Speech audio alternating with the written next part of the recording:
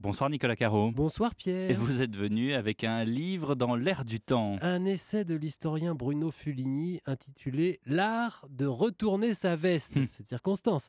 Un livre qui s'intéresse donc à la trahison, à la félonie et à la ragusade. La ragusade.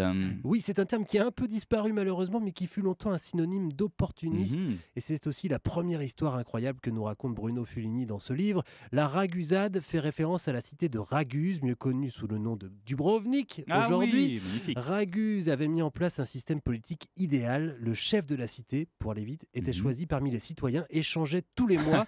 Mais pendant ce mois, le recteur, le chef, n'avait pas le droit de quitter le palais, entouré uniquement des fonctionnaires de la République, sans courtisans, sans dîner, sans rien, uniquement tourné vers la bonne gestion de la cité. Raguse a tenu longtemps, mais Napoléon a fini par s'en emparer. L'empereur a nommé un homme à lui, le général Marmont, à la tête de la cité, sauf que lui n'avait pas du tout l'intention de lâcher le pouvoir au bout d'un mois.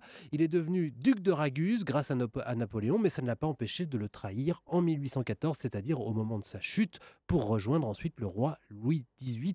Le duc de Raguse est donc devenu un nom commun, la ragusade, la trahison, le retournement de veste. Donc ce sont surtout des hommes politiques. Il y en a beaucoup, bien sûr, de Ouais. très célèbres, comme Mirabeau, évidemment, à la Révolution, mais on rencontre aussi des girouettes dont le nom a été oublié, et d'autres plus surprenantes, comme le peintre David, par exemple, célèbre notamment pour ses tableaux à la gloire de l'empereur, Mhm. encore lui, comme le Sacre de Napoléon. Mais avant ça, il mettait son art au service du roi Louis XVI, dont il a voté la mort quand le vent a tourné.